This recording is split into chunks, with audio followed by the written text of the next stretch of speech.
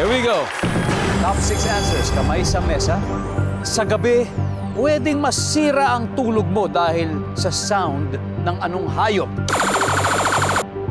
Richard. Manok. Manok! Kala mo umaga na, nandiyan ba ang manok? Tumilawak ang manok, pero hindi pa siya top answer, Carl. Sa gabi, pwedeng masira ang tulog mo dahil sa sound ng anong hayop? Aso. Nandyan ba ang aso? Top answer. Carl, answer play. Play. Okay, let's play this round. Come on, Carl. All right. Sharpay.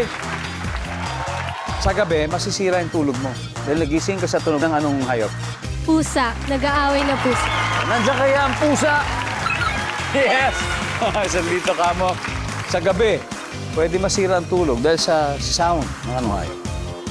Sa amin sa probinsya, nagigising ako sa lakas ng kokak ng palaka.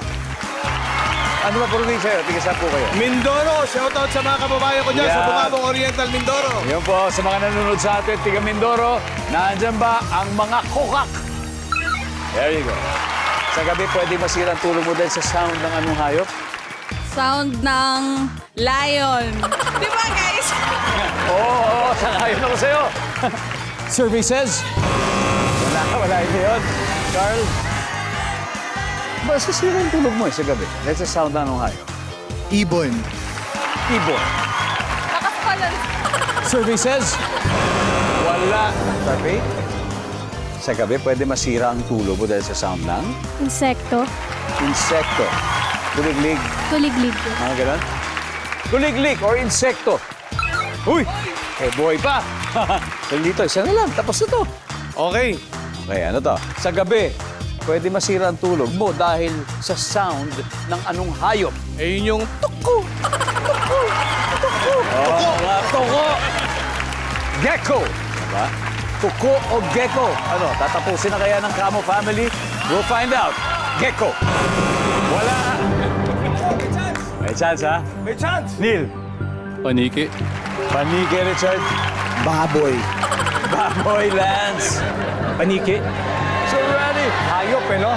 Kaya, o kasi. Hindi naman anong hayop, pwede yung hayop na kapitbahay na nagkakaraoke. Hindi, ayaw lang yan. Ayan. Ang naisip kong hayop sa gabi ay panike. Paniki. Mga nocturnal animals sa mga paniki. Andiyan kaya yan, survey? We'll see. Boom! Wala!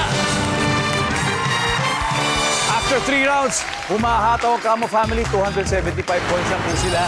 Ang Raimundo Brothers, 94 pa rin naman. Eto ha, tignan natin ano kaya itong number 6 hindi natin makuha. Number 6, daga.